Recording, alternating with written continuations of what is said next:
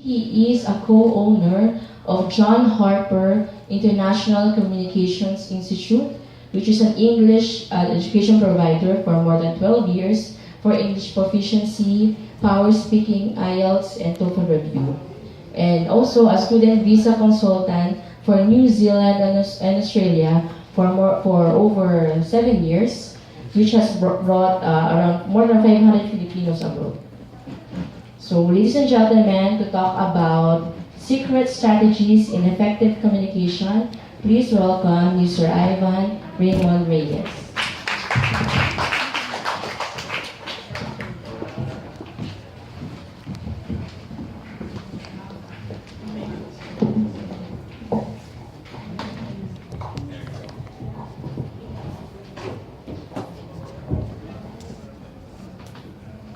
Hello. Good afternoon po sa inyong lahat. Good afternoon. Good afternoon, Doc Bautista. Good afternoon, Michi. Good afternoon po, Cholo, Janet, Jobel.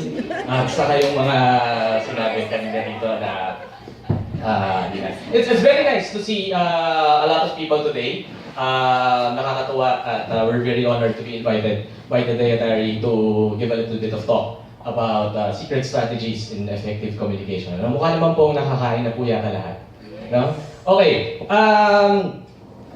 Maganda na pagkasabi ni Dr. Chavez kanina about there's a share about responsibility for us, no?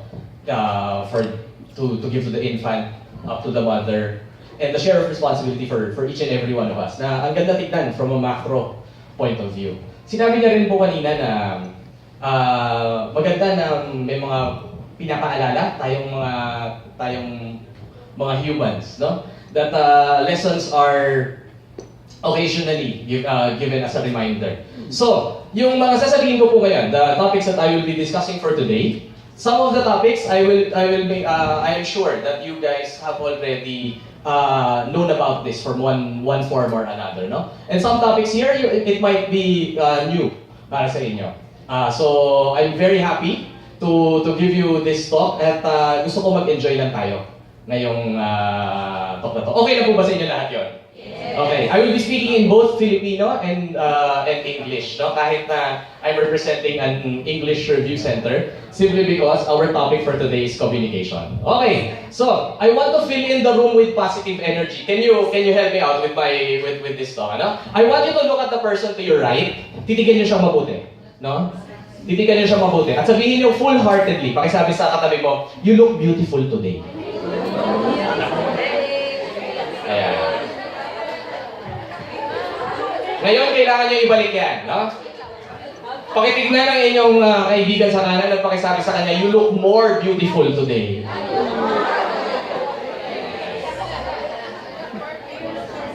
Kasabihan daw kasi sa Australia yan, pag may pinupuri ka na ibang tao, mas ikaw daw ang gumaganda in turn. Kaya mamaya sa bahay, pakisilip po ang inyong salamin, baka ho nabawasan na ng konti ang inyong mga pimples at saka inyong mga pekas. So?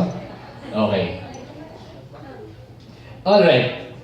So, my topic for today is secret strategies, mga tagong strategies, in order to be an effective communicator. I want to make this talk very, very simple. I'll be giving a few secret strategies. So you will be getting, for today, 2 secret strategies for public speaking. Paano magsalita in front of public. Huh? 2 secret strategies inside the workplace. Paano makisama sa loob ng opisina. 3 secret strategies para sa mga staff level. Sino mo dito ang proud to be staff level? Ayan, mga staff level. Ayan, okay.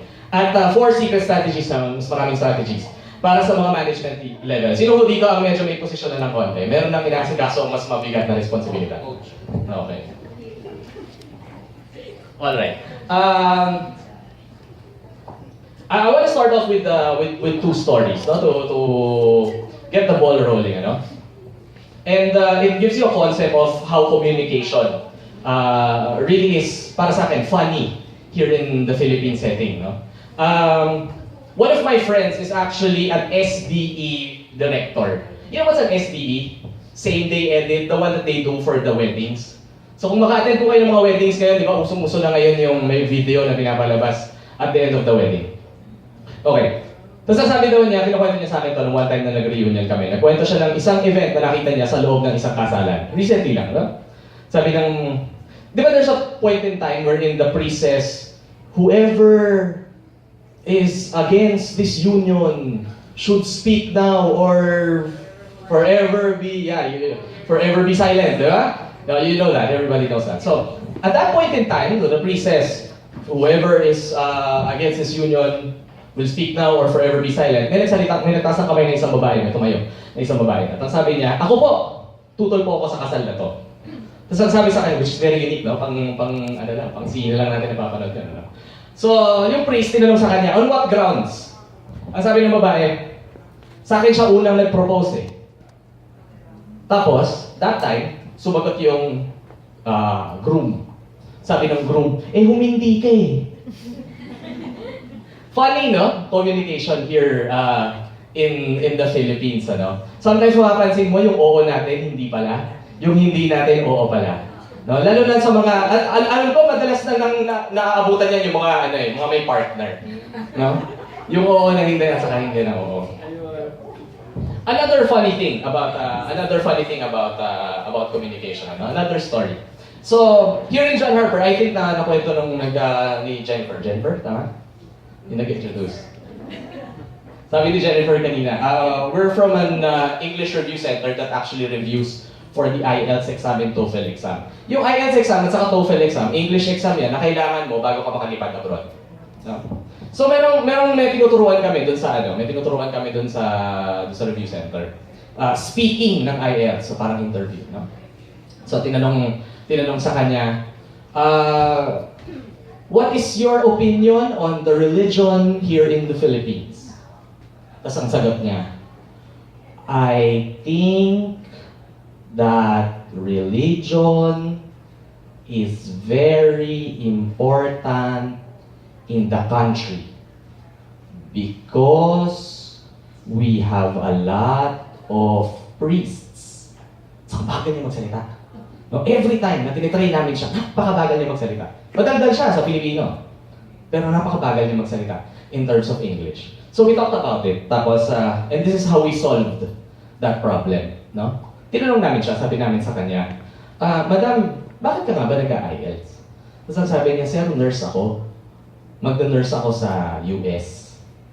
Sabi namin sa kanya, yung IELTS kasi, chinecheck kung marunong ka mag-English, kung magsusurvive ka as a nurse doon sa US. Paano kung ito nangyari? Paano kung nasa emergency room ka, tapos may lumapit sa'yo na Amerikano, tapos kinausap ka, sinabi sa'yo, excuse me, Miss Nurse, my wife is in the emergency room. What am I going to do? What's going to happen? Paano ka sasagot? Sabi namin gano'n. Hindi ka naman pwedeng sumagot, I think your wife will... simula nung araw, mas bumilis na siya magsalita into English. So that's one of the things that is very light to talk about in terms of communication here in the Philippines, because it's something that we don't normally notice. Ang dami nating ugali pala when it comes into communication, ano? And hopefully the strategies that I will give you today would help you, no, be more effective in terms of communicating. Okay. Merong communication theory na sinasabi ay looking glass self. So imagine that you're looking in front of a glass, no? The communication theory, looking glass self, says that you imagine how other people perceive you and you react accordingly. And tell me if it's true or false, di ba? Pansinin mo, meron kang certain persona na alam mo na yun ang tingin sa'yo ng ibang tao. Am I correct? So isa ito, achiever ka, mataray ka, masungit ka, mabait ka, mapagbigay ka. Di ba may mga ganun eh? Di ba? Tayong mga Pilipino, no?